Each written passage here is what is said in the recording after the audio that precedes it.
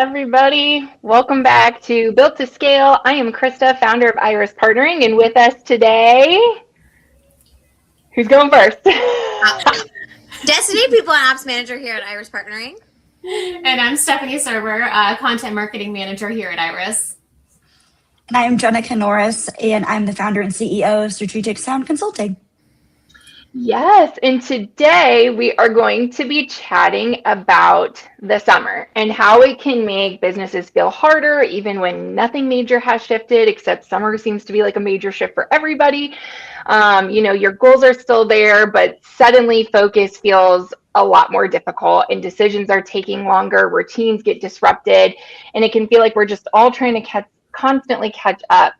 And I think what we have seen at Iris is that founders are often assuming that the problem is them, when in reality, they're navigating these changing conditions in the systems that they have built that might not flex alongside them when the routine and the chain in the calendar and it all changes in summer and the kids are out and they're bothering you every 5 seconds. And that's exactly what we're talking about today. So what seasonal change actually disrupts, how it impacts focus, energy, execution, and what it looks like to build systems that can support you through those shifts. So we're really excited to have Jenica here with us. So Jenica works with neurodivergent entrepreneurs to help them build businesses that work with the way they naturally think and operate. And I think this conversation is one that a lot of founders need right now. So Jenica, when a founder says, I don't know what's going on, but everything feels harder this summer, what do you think is usually happening beneath the surface there? Yeah, so I think first off, it's a disruption of routine. Usually during the summer, kids are out of school. You're a little bit more able to be a little bit more flexible sometimes. And then other times you have to be heads down on working on your business. And I think another thing is we don't really know where some of our priorities really lie. We tend to be a little bit more not as busy in the summer, but at the same time too, everyone is out doing their own thing, enjoying the summer as it is. And so I think a lot of people they want to take that time away because you have been building your business, you have been working on everything to a point where you do feel a little bit of burnout, you do feel a lot of chaos. And I think the final thing too is, not having enough systems to set you up for success to get to that next level. I think a lot of people don't understand that you can actually plan ahead for your summers to work less and spend more time with your friends, your family, but you do have to be strategic about it. And you do have to understand that that is something that you must plan ahead on. Yeah, we were actually just talking about that in a previous webinar most recently. And we were talking about how the dreaded J months, it's like January, June, July, nobody likes them because they know their business is going to slow down in a sense. And I think everybody, especially if you are a peak season in December, like e-com businesses or boutiques, anything shoppable really, they're like, whew, let me take a breath of fresh air here through my J month. And I mean, even at Iris, like unless the industry is naturally renovation or outdoors focused, like I think the summer tends to have a slowdown effect on most businesses. And even at Iris, we've talked about like, it's okay to like sit back a little bit and enjoy that, but like in what other areas do we need to put our foot on the gas pedal so that when it gets busy again, we're not scrambling to keep up at that point and realizing we should have used that time in other areas. So I'm curious with the founders that you work with and in your coaching, when a routine is changing, what is kind of your first sign of disruption? Is there anything standard there that you're seeing that is like a first sign that their routine is getting disrupted and something has to shift? Right off the bat, I think when we think about tasks, about projects, about working with clients, the first thing that typically goes either is the motivation or the energy. It's not that we don't want to give 110% to their clients, but they also want to make sure that they have enough of a kind of work-life balance. I know that it's not always an ideal keyword, but I think at the same time too, having that awareness and understanding is also the first step. because if you don't feel it, your body is going to make you take a break, whether you like it or not. And so really realizing those signs of, I am less motivated to be creative, I'm less motivated to be strategic, or I just don't have the energy to put in, 110% to my business. And one thing I really talk about a lot with my clients is, if you can't think of 3 things that you can get done on that day, start with 1. And if you're able to go do 2 and 3, that's great. But typically with neurodivergent brains, we like the number 3. There's been a lot of research around, 1, it's just easy, we can get it done. And 5 sometimes tends to be overwhelming. And so 3, and just starting from that and saying, give yourself a break, go outside, exercise, or go drink some water and food, and then come back and reassess. That tends to be a lot of the problem that is going on, in addition to other things too. But when we are neurodivergent, we tend to focus on the business rather than sometimes our own biological needs. And so really understanding that it is okay to step away. The fire will still be there when you get back, but you'll be hydrated and you'll be full of food. And so you'll be more able to figure out that next decision for your business. Yeah. So basically, remind yourself that you're a plant and you have to take care of it. Yeah. I was totally thinking that. Yeah. I need sunlight and water. I love that.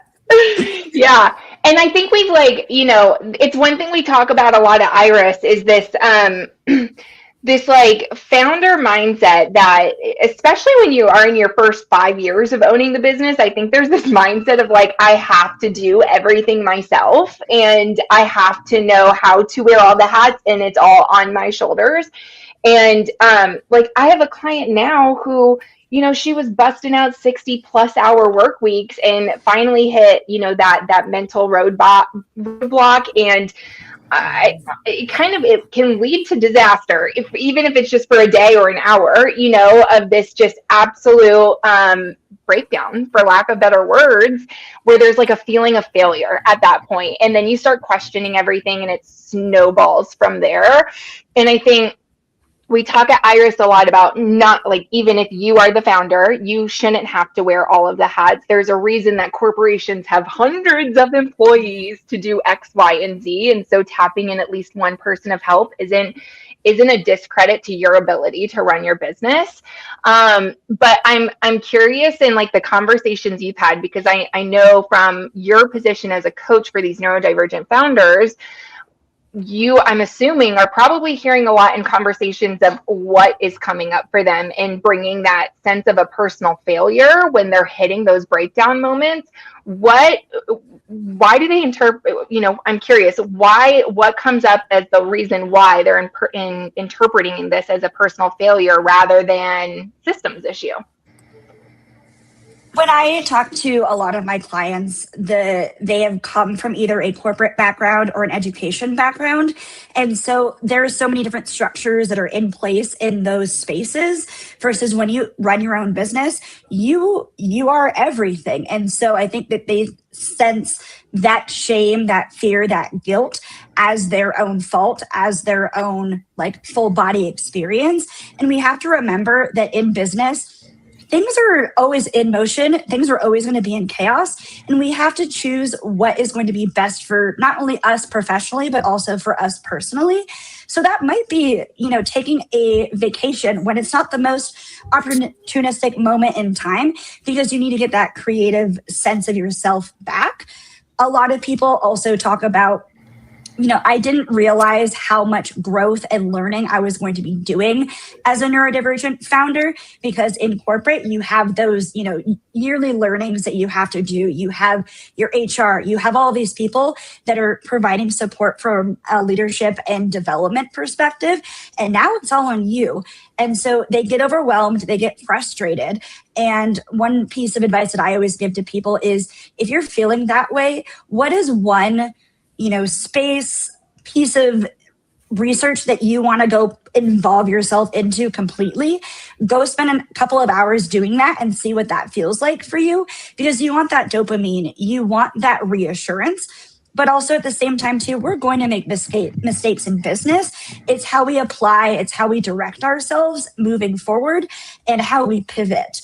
And that's really hard for especially neurodivergent people to understand sometimes, because we do feel that shame, we do feel that regret. But if you don't feel those feelings and talk about it either out loud or to someone else, it's going to stay in your body, and you're only going to bubble up and continue to feel that. I even feel that in my business currently right now, where I'm going through a launch, and I'm feeling a lot of just feelings in general. And I just have to feel them, because they're not going to go away.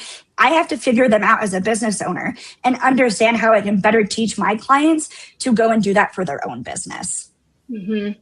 Yeah, one thing we do at Iris with our, specifically with neurodivergent founders, but like calling a spade here, like most founders we work with, I would say are either diagnosed or undiagnosed neurodivergent. We call them visionaries. You know, they had the vision for the business, and that's why the business started in the first place. But we do a scale similar to what you were saying with the number of the power of 3, right? And we're like, on a scale of priority, you know, take your tasks and rate them 1 to 3, you know, 1 being your top priority and 3 being your lowest. And then naturally you'll see a shift there. But I think what I'm hearing from you, which I find really interesting, is that the goal is to find a responsibility that needs to be done, or maybe that hasn't been done, that's going to give you that sense of fulfillment, and it's going to give you the energy to take on the next task, rather than just looking at the daunting list that you have ahead of you and knowing like, I don't want to be on camera today, I'm not feeling it, I don't want to record my reel. That's okay. And in accepting that. And then on the flip side of this, I think, you know, we have conversations quite a bit of like, it's okay to take a day, it's okay to take your weekend off first and foremost. But if on Wednesday you're not feeling it and things are just, it's not vibing for you, nothing is feeling like it's moving the needle forward, I think there's a sense of shame to take a day off, when in reality, taking that day off can actually boost you for your Thursday, Friday ahead, so that you can go into the weekend feeling comforted and knowing that you actually got something achieved. Yeah. Yeah. So we were talking in prep for today about the 5 things that summer seems to stress test us on, which we had like talked about decision making and focus and your energy and even communication some days. And so I'm curious for you, Jenica, is there anything out of the 5 that you see tend to be the biggest challenge for neurodivergent founders? Routine, definitely. When it comes to how you set up your week, most of the people that I work with are service-based businesses. I do have a couple of brick and mortar, but typically about 95% of the people I work with have service-based businesses. And so I really talk to them and say, how can we build your systems by a calendar perspective to set you up for success? I'm a big believer in doing one CEO day a week, and that is your biggest heads down day. For me, it's Mondays, because I know that if I'm stepping away from the business for the weekend, I want to spend a lot of my Monday really focusing on what I can accomplish for the week and really figure out where my energy is out. And typically I don't take any meetings on Mondays. That's a really big thing for me, because in that way I can stay focused. I don't get distracted. And then Fridays for me are my creative days. So I do a lot of blogging. I do a lot of updates to my copy. And then Tuesday through Thursdays are my client focused days. I have found for me that those 3 days are going to be the most hectic. And so kind of sandwiching them in the middle of the week works best for me. My husband also works in corporate still. And so for him, I like to still stay on that Monday 9 to 5, because it makes sense for us right now. I think in the future that can change and shift and adjust. But even just having those either days or power blocks, I call them, where you're just in the moment, and you can always change and adjust what you're doing in those time frames. But really understanding that a lot of what you should be focusing on for your tasks should provide you revenue, should provide you reach or engagement, and not just something that you could get done on like a Friday that could be admin based. You should really be focusing on those high energy tasks that also bring you the most revenue as well. Yeah, and interesting what you said, like you choose to work Monday through Friday, 9 to 5. I do too. I think that's like what works best for my internal clock even, and for my children, honestly. But as as a wife of a neurodivergent husband, like his internal clock runs nothing like the standard family, I would say. Like I think if it were up to him, he would be up till 4 a.m., roll out of bed around noon, and like probably his ideal work scenario would be something like 1 p.m. to 10 p.m., or something along the lines there. Do you have any people that you've worked with that have kind of an internal clock that runs differently based on their neurodivergency? Yeah, especially when I'm working with people that are tech focused. When I was working at Microsoft, a lot of my engineers wouldn't come in until 10 a.m. and then they would stay until 7 p.m. And so we're really trying to focus on when you have the most energy, when you have the most capacity to get those things done, and really understand that if something's not providing you what you need, then go do another task and then come back or step away. I think especially with hustle culture, we have been ingrained and we've been kind of like put into this perspective of if we're not looking like we're busy, then we're not accomplishing anything, but that's simply not true. And I think the other thing too is just really focusing on how we can get from point A to point B. There might be other ways of how we get there, but a lot of people that are neurodivergent do have that non-linear thinking. And so sometimes when we're in those phases, we might just have to sit back and reflect and say, oh, this is why my brain is telling me to go in a different direction, because there might be a different perspective. There might be a different decision that we can make that can either close the loop or provide us a different perspective that can actually be more fruitful or more beneficial for the business. Yeah, and I think I'm curious how you, or if you do capacity planning with the people you work with as well, because when you were talking about a CEO day, like I know a lot of the neurodivergent founders we've worked with, they're like we've talked about, they're looking at that running list of to-dos, whether it's Asana or ClickUp or Monday, and they're just like, oh my gosh, I've got all these things on my due date, and then ultimately what they end up doing is pushing it off. But those CEO days, at least in my experience, working with a client that is neurodivergent, that's actually what gives them that dopamine hit because of the visionary aspect that they have. It's why they started their business. And if they're completely infiltrating their days with tasks that have to be done, tasks that, if I had to assume, probably could be delegated to a team member if they had it, it would actually open them up for what they're really, really skilled at, which is the visionary piece. Right. Yeah. So building systems that bend instead of break, I think is like the name of the game in summer. Is what is our priority have to be? What can we do to still move the engine forward? So do you have like a tried and true system that you lean on with neurodivergent partners that you work with, or is there a system in general that you've seen create the biggest relief, or is everybody individualized in that? Very much individualized to a certain extent. When I go through either my coaching or my consulting offers, it's all about what is your main priority? Are you wanting to expand your reach? Are you wanting to get more clients? Are you wanting to automate or systemize your CRM or any of those things? And then we focus on that one thing as a whole, and we go task by task, line by line, and really understand, is it providing the benefit that you think it is? Because when they're actually writing it down or typing it in a Word doc or an Excel doc, they start to understand actually how much work that is. And so we talk about delegation. So for example, I had a virtual assistant for about 9 months and he just rolled off. And a lot of what he did was getting all of the captions ready, getting all of the things that I could sit down and do myself. But he was already able to create all of the content, create all of that for me. So I could actually go and focus on those high revenue tasks, like having sales calls, like having, workshops, revenue, building experiences like that. And so for me, it's really sitting in and listening to them. Is it more of a systems issue? Is it more of a confidence issue? Is it more of just really not having the motivation to go from point A to point B to point C? And really helping them understand it's not them, it's their brain and how their brain has been taught to function. Because a lot of the general business advice, a lot of the business consulting advice is more linear thinking. And so when people that are neurodivergent get that feedback or get that advice, they're like, well, that's not going to work for me because that's not how my brain works. And so really helping them guide through that experience and say, oh, this is what I want to do in Q3. Q3 might be more of a creative experience where instead of you getting more clients, you're advertising, you're posting more on social media, you're joining your chamber of commerce and getting into the community. There are other ways that you can help your business than just sitting in front of a computer or being, on a phone call with someone.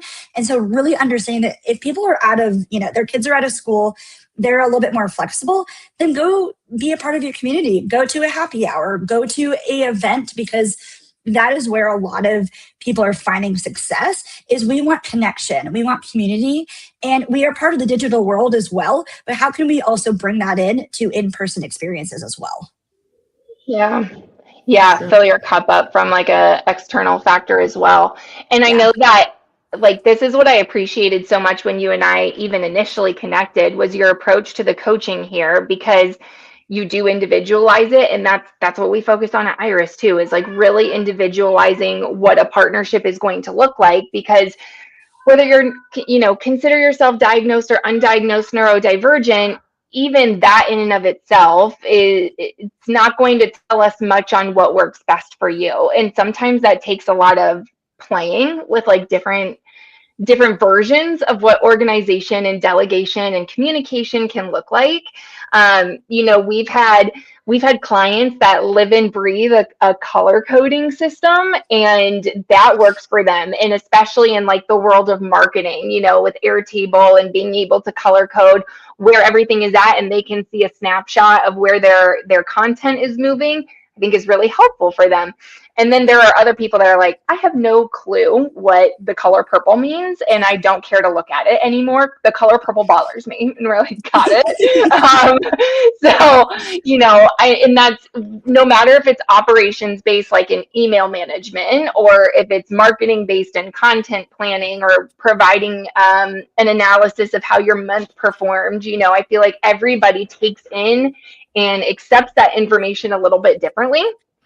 And that's kind of one of the first steps we do in partnership is like, what is this going to look like? Do you even know what your preferences are? So do you have, I'm curious if you have like in your initial conversations, like a process of figuring out what processes and systems work best for them.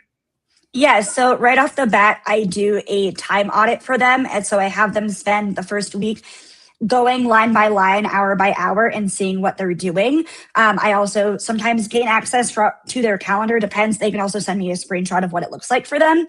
And then secondly, we go through, mainly from an operations standpoint, another kind of audit of how do you do your email? How do you do your calendar? Because my experience is primarily within business management and executive management. And so when I was supporting VPs and EVPs at Microsoft and T-Mobile, a lot of them just kind of gave me the creative reins to go and make a system for them.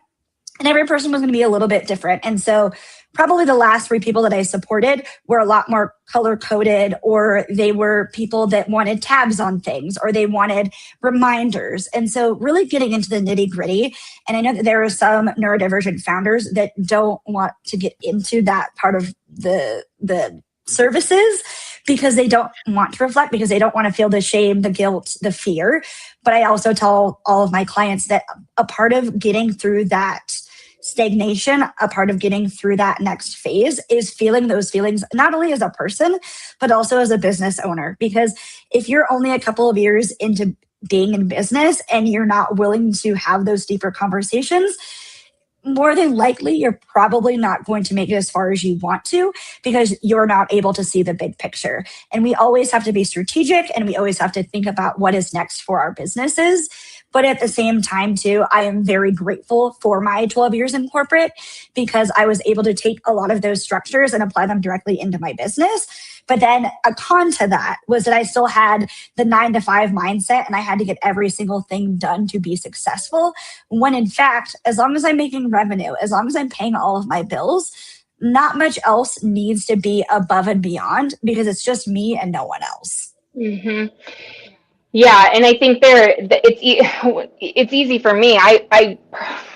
Stephanie and Destiny might disagree with me. I don't normally consider myself neurodivergent. I'm not diagnosed in it, but I definitely would say that there have been times for me, and I've seen times for clients go through this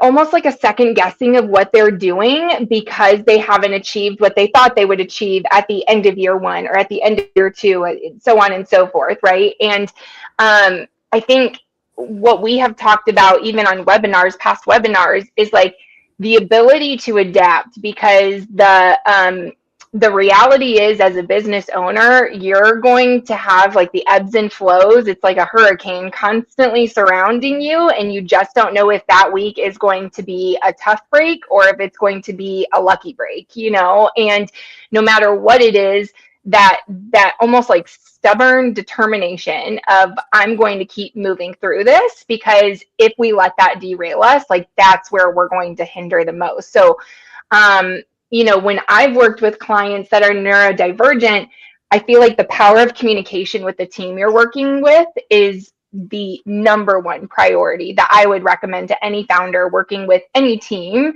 no matter the size of the team, because when I see them get overwhelmed and they push off those meetings of communication that help us focus on what has been done, what's in progress, what hurdles we're going through, making sure that our priorities are aligned, it's really easy to just keep procrastinating everything that has to get done, and then we're really not moving the needle at all. And like you said, like it's going to be tough to realize the goals that you had for the end of 2026 if we're not keeping at least some kind of consistent standard in place. So I think that's where we're coming from, in a like, be willing to bend, be willing to shift priorities. If you have a really tough week or you had to go through an unexpected hiring round, of course priorities are going to shift with that, but as long as the momentum keeps moving forward week over week so that you're not losing that sense of stubborn determination to keep moving forward.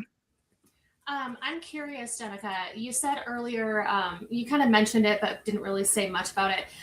Time blocking. I think a lot of us know what that means, but when it comes to like a fluctuating schedule, like summer months, or when things come up that are unplanned, how do you adjust those time blocking scenarios? Yeah.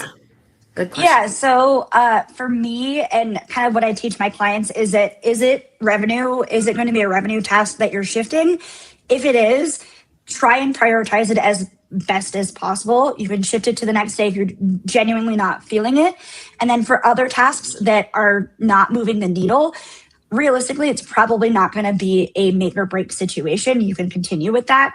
Especially in the summer months now, I'm using my time blocks as pillars of the business. So yesterday, I focused a lot on content strategy and getting things ready as I move my marketing campaigns from more of a leads perspective to a sales perspective.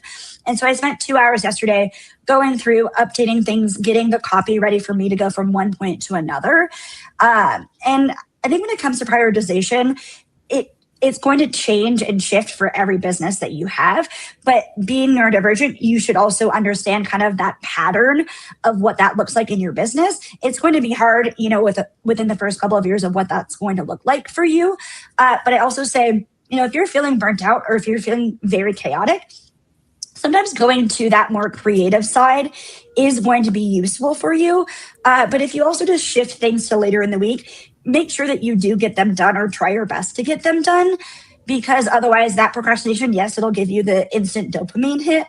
But at the same time too, if you're not providing your business the momentum it needs to shift or to pivot, time blocking is great. But at the same time too, how can we also think about it from a pillar or a, marketing, ops, all of that? It could be anything. So if you're focusing on one pillar, what are one or two things that you can accomplish really quickly?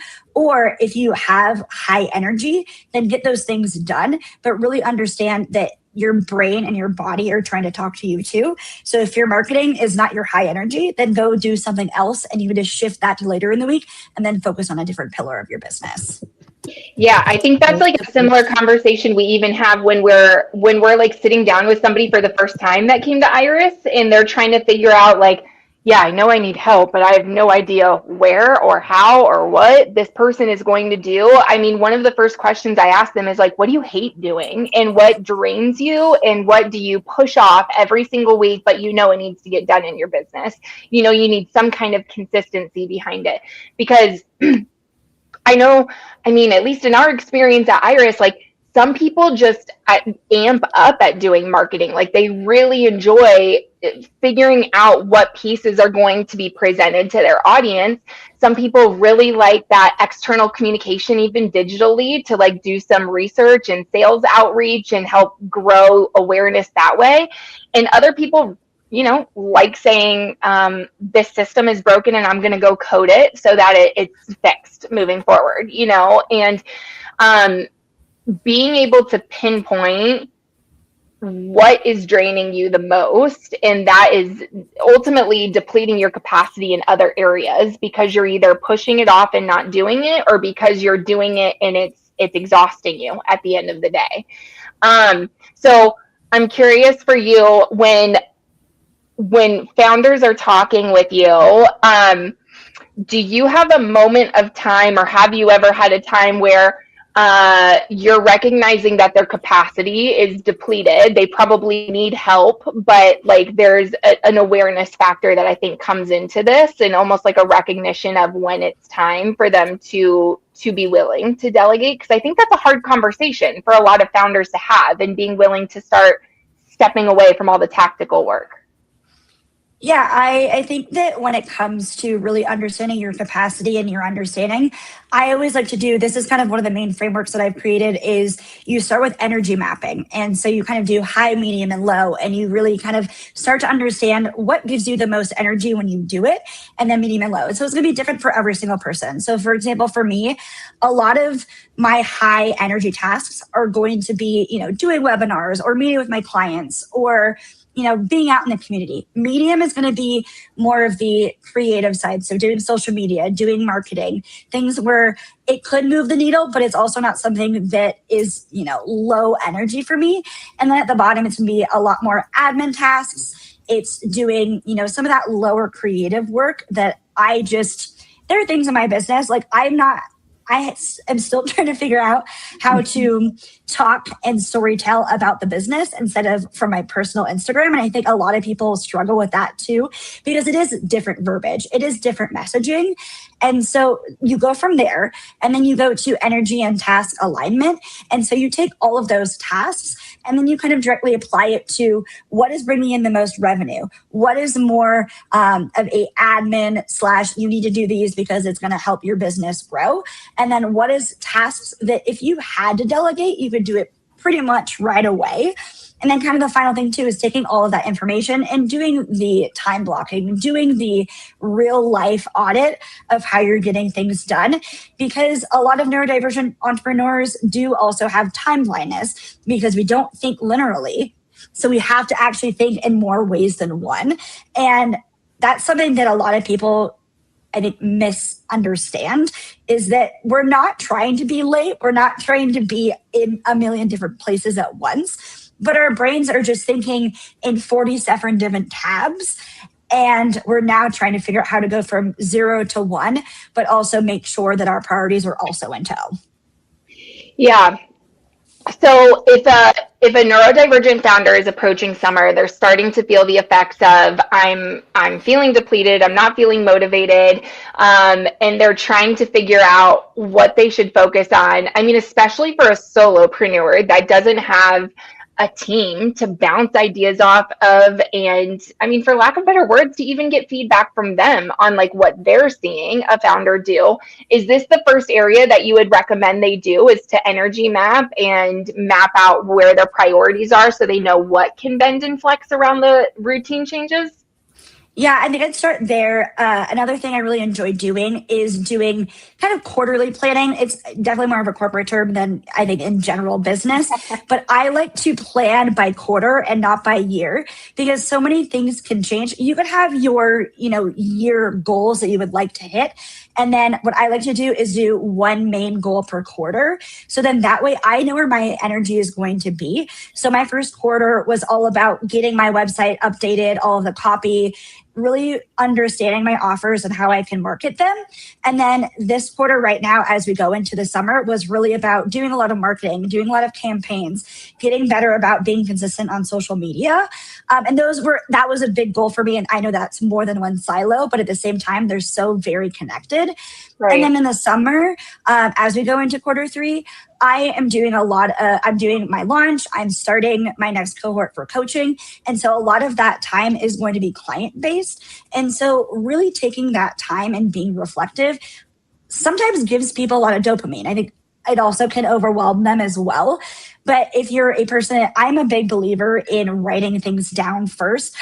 I am a part of the millennial experience that a lot of my middle school and high school was done on a piece of paper. And then I went to college and everything was on a computer, right? And so that's how my brain remembers things best, is either writing them down or saying them out loud, versus digitally is just a different experience for me. Mm-hmm. And really gathering that information.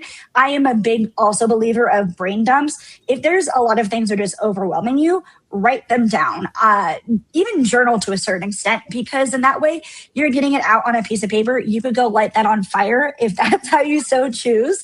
But it's different outlets for people. And that's also another thing that's just really misunderstood, is because we think differently, we also have to sometimes tailor, especially our business behavior, to be a part of that experience and understand that what looks different to a neurotypical person is not that we're crazy. It's that we're also trying to feel our feelings. We're trying to run our business. And when our attention is in 10 different directions, sometimes the best catharsis is going for a run, or, lighting that little piece of paper on fire, or having genuine conversations with other business owners. And so I really applaud neurodivergent founders that are a part of their community. They may not want to go to that social hour. They may not want to go to that networking event, but also at the same time too, we are business owners. We are the captain of our own experience and our journey. And so it is okay to feel uncomfortable and go out and do those things, but it is also okay to have those feelings as you move deeper and deeper into your business. But you also just have to make sure that you tailor that to your energy. So if you have a networking event on a Thursday, maybe your Thursday is a little bit more reflective as you get ready to have those conversations with, potential collaborators, partners, or potential clients as well, and really getting that into your mindset versus thinking so, in a straight line. Yeah. I love that you said write things down, because as we were talking about energy mapping and where you put your resources, the first thing that came to my head was especially if somebody's working by themselves right now and they don't have a team, I know a lot of our clients, part of our job is meeting with them weekly, and we literally say, just brain dump, throw all the spaghetti at us and we will help organize the spaghetti, and that helps us help them prioritize their time and our time.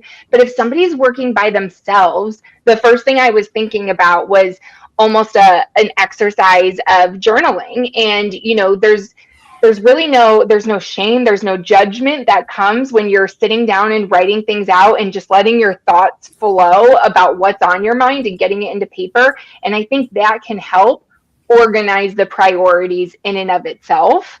And I think it also helps ideate what's next. You've been talking about what you've been focusing on, and we did something similar at Iris, it had been sitting on my heart and mind for some time that I was we're missing a piece here. There is something missing. There's an expansion that's coming, and I just have to figure it out, And as Stephanie knows, I took 4 weeks of just jotting down information, stepping away from it, jotting down more information, stepping away from it, and giving my brain the ability to sit down and breathe, and then come back to it and see what I had written down and what pieces are missing after I took a little break from that.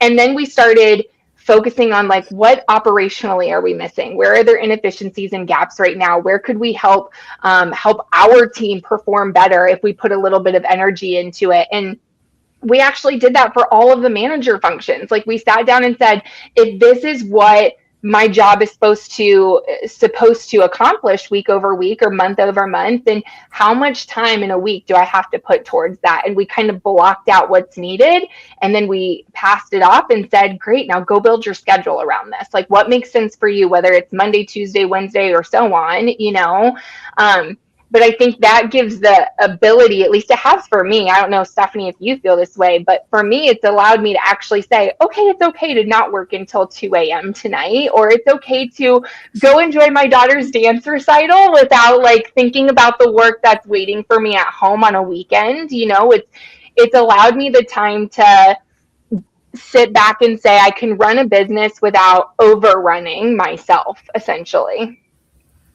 Yeah, definitely. I think being able to really see what needs to be done, like broken down into different pieces. And I'm a big fan of tasks, but also subtasks. Like, I need to be able, that check off, man, oh, it feels so good. So like, give me all of the options to check things off. So if I can break down a task even further, I think that makes us feel a little bit better. Like, okay, we did accomplish something today. Mm-hmm. And I think so many of us are working more than we realize we're working too. Like, we're not sitting down and looking at what we do in a week because our brain is constantly running. And so when our brain is running, but we're just checking tasks off a list, then we're not actually realizing, oh, I worked 60 hours this week. And I think there needs to be, I don't know. I mean, I hate to say it this way, but like a level of awareness and acceptance that just because you own and run a business doesn't mean that you have to work over 40 hours a week. Actually, I would argue the opposite. Like, it should give you the power to own your schedule a bit more and own some freedom for your life. And like, yes, we all have a job to do for that business, and for, if you have a team, for that team to thrive in their roles as well. But almost an ability to allow yourself to still step back and enjoy your life. And I think that's what it all boils down to, especially in the summer. Well, so overwhelming, excuse me. I feel like what we've talked about today is maintaining consistency, and maybe it's not maintaining the level of intensity that we experience in our peak seasons, but still being willing to push yourself to be consistent. I love what you've shared today, Jenica. Thank you for sharing it on energy mapping in particular, and actually being able to organize the spaghetti that's in your brain, because at least in our experience, I think that's the number one thing that we see. And I think we would encourage people to self-reflect on trying out and testing different ways of mapping your energy, or of brain dumping, whether it's with yourself or with a partner, whether it's writing it down physically or digitally, and actually taking an audit of like what's going on in your day to day and how to prioritize that. But ultimately, I think we all hope one thing stands out from today, which is like, summer doesn't require you to be a different business owner. It just requires different systems, different expectations, and a different approach to, I think, how you support yourself, your business, and your team. Yeah, For sure. So Jenica, you have a mailing list, right? That I'm on.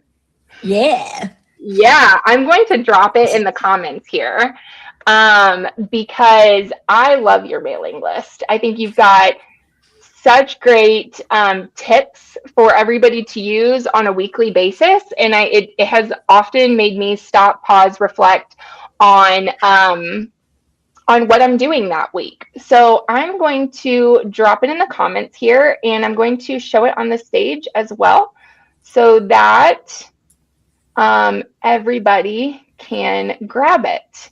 And I would highly recommend subscribing to Jenica's communications. Like I said, great tips, great feedback, just great practices that you can put day to day in running your business. Jenica, is there anything that you hope people will walk away from listening today with, and you hope that they'll practice coming out of this? Understand that how you run your business is your own business. And sometimes reflecting and understanding your own experience as a human and as a business owner is highly strategic. And also know that if you ever feel overwhelmed or feel chaotic to the point where you actually have to step away, that is always usually the time where your body needs it the most. And, go exercise, go enjoy life. There has been a lot of studies, especially lately, that neurodivergent people in general go through magnesium 3 times as fast as neurotypical people. So if you're craving dark chocolate, if you're craving, I love beans, anything that is high in magnesium, make that be a part of your diet. And as we get more research about how we can better analyze our own nutrition, if you are neurodivergent, that is also just a good call out in general too, because if you are medicated, those are also things that can tie into how you think about your business as well. And so just really being aware, really being, honest with yourself and with others. And then if you feel like you're alone, that is probably the best time for you to go reach out to your community, whether it be friends, family, or your network, because you're never alone and people are always willing to help you. Yeah, absolutely.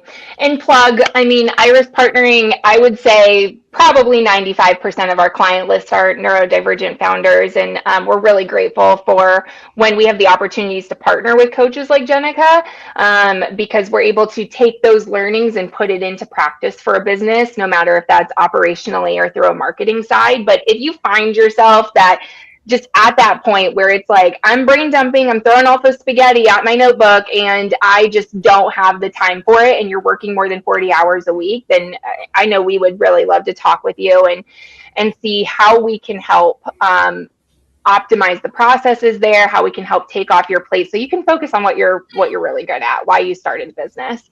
And Jenica, I'm curious, what link do you want me to share? Because I know you've got incredible coaching programs, and you've also got a new offer coming out, right?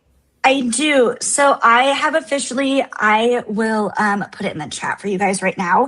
But I just launched my one-on-one version of my coaching program. So the normal coaching that I do is group. I typically have around 6 people. Every time I do this, I do it between 3 to 4 times a year. And then the one-on-one is just obviously a lot more individualized. I also do provide a VIP day. So if there's something that you really want to get into the nitty-gritty of, I come in, I sit on your meetings, I help you understand, what is going on.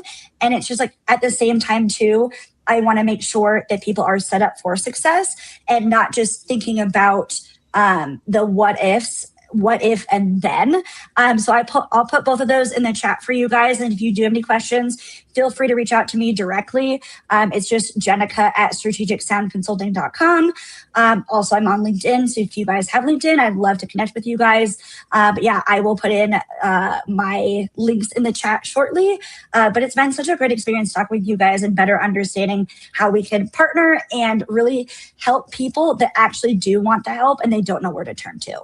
Yeah, you too. This has been, and somebody actually commented it, the conversation is timely, and I couldn't agree more, because I have felt it myself during summer throughout the 3 years of Iris, and I know our clients feel it too, where they're like, I just need a freaking break.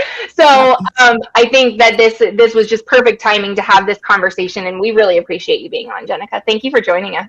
Thank you so much. Absolutely. All right, everybody. Well, we will see you next month, and we hope to see you there. Thank you.